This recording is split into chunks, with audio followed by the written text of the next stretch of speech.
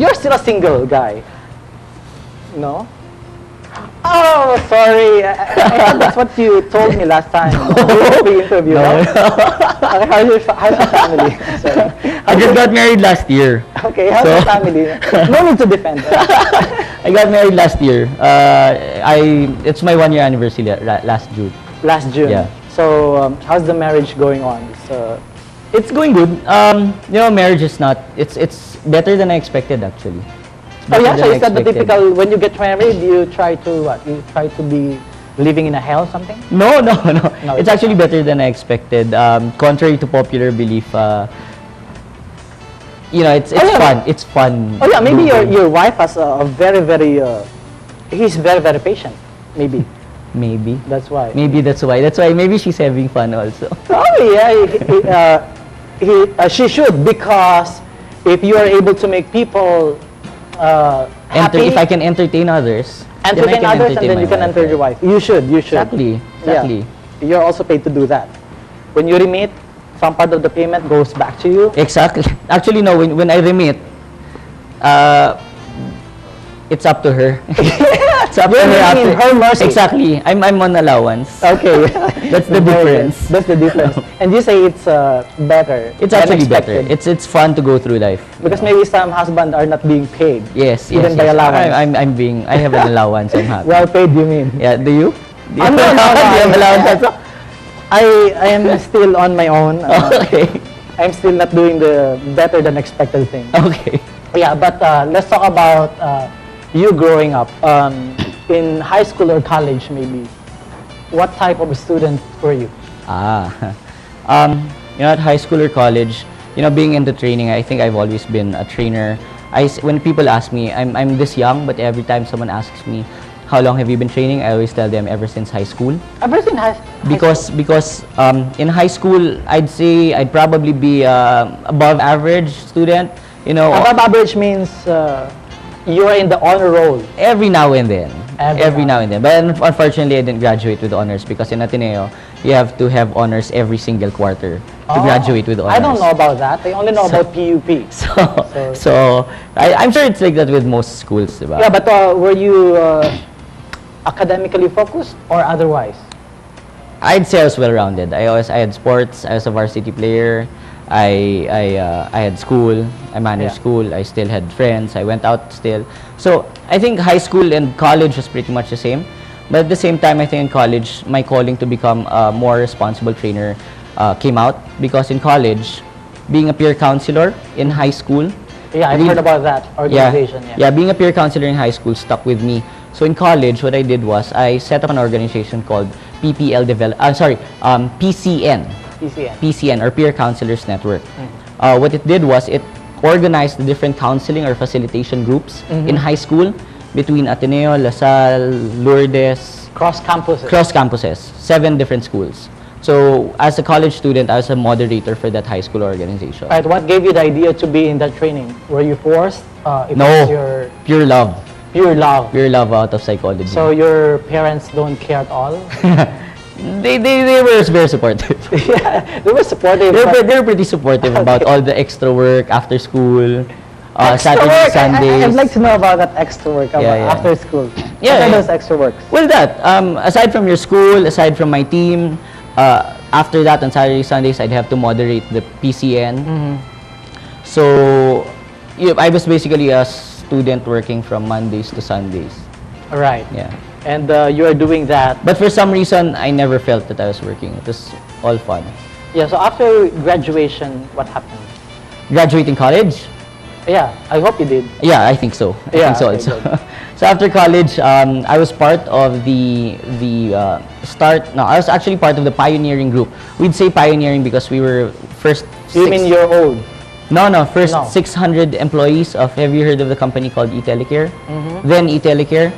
So as part of the first 600 employees there, so we basically, together with the management, we helped them build the company up from 600 up to where it is now, 6,000. I think they're up to 10,000 now. For how long? I think I was there for around 3 years. 4 years, I think, yeah. Okay, what's the most embarrassing moment in that 3 years? I talked to James Ingram. Oh, yeah? He called in. and I was waiting at I was listening on a call, and James Ingram called in, and I said like, so who's this? And I pulled up his file and said James Ingram, and I go, yeah, right, and he says, yeah, this is James Ingram, and I go, are you sure? Can you sing? So I asked him to sing on the phone. Come on, you don't do that. I I asked him to sing on the phone. He called in, and you know, it's at that time outsourcing was unheard of. Right. So at that time, so there was no a sort of rule. there was a rule. At that time, you weren't allowed to say that you're from the Philippines. Right. So But you made him sing. So since I didn't believe him, and he didn't know he was calling the Philippines, what the hell, right? So I said like, are you really James Ingram? Yeah, can you sing? So he did it? Yeah, and I put him on speakerphone and asked everyone to listen in. So he actually sang. It's a cool experience. Yeah. Let's go to your business. Okay. PPL. People. Judgemon. The short for yes, it is the shortcut. Right. Shortcut for people. For people. Okay. Where did you finally get the idea of being on your own? I mean, this is a tough time, maybe for some companies. Some companies are retrenching. Some companies are not doing okay. Where does this idea of putting up a business come from? Yeah, well, first of all, I'd like to clarify. PPL actually really has a meaning. Aside from having it as a judgemon. Aside from having it as a judgemon name for people, it actually means performance through programs and leaders. Right. So, we believe that any organization will achieve performance if you supplement it with good programs. Like for example, you want good sales and you have good sales programs. You want your people motivated, have good HR programs. Right. You want to have good smooth operations and have good operational programs. Right. So any performance can be achieved if you have good programs, and if these programs are led by efficient and effective leaders. So that's what PPL actually means. Right. So it's PPL, so performance to programs and leaders, but at the same time, like you said, PPL is the shortcut for people. Right, people. At the core of any organization, we believe that people are really what make the organization move Yeah, forward. I can't imagine a company without people. Without people, exactly. I mean, no matter how much technology you put in, whoever designed that technology, there are still people, right? Right. So, my passion for doing training, my passion for doing all of this kind of business was really, I looked at the current situation, and I looked at what is being offered in the market, and I looked at the connection. That was the most important. I looked at the connection between the consultants that I had. I used to be the client.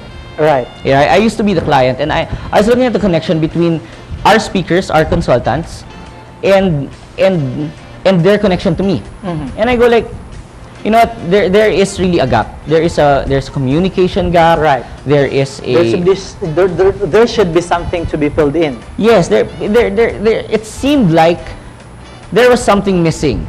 Not in the knowledge. The knowledge was there. I have, hands down, the consultants that I've worked with in my life. So what was it that was missing? I think it was a connection. It was the connection with the participants. Right. And the energy. Should be able to connect. Exactly. With the participants. Okay, so it didn't require a really huge capital to really start your own training consultancy. You know what? People always say, you've heard this term, puhunan mo laway. Yeah. Right? Right. I don't believe that. Mostly in the sales. Yeah, in sales. And actually even in training, they think that there is very little investment. Okay, so right? if I am wrong, and then what's right? I think that the investment you put in for training, or for at least being able to tell other people what is better, is the studies that you put in. Okay, you mean the prior time, knowledge. the prior knowledge. So the way I see the investment that we put in, you know, in our company, I make sure that people have at least one postgraduate degree, at least one. So I make sure that they have studied, and as if they want to be a consultant in our company. Do they have to really do the schooling thing, the formal school thing? No. Before they can. Not necessarily, because you know, in the recruiting field, if you've done something for 5 years straight, that's practically a master's degree in that field. Right, definitely. So as long as you've done something for at least 5 years and you can prove your competencies in that skill, why not? We're open to that. Okay.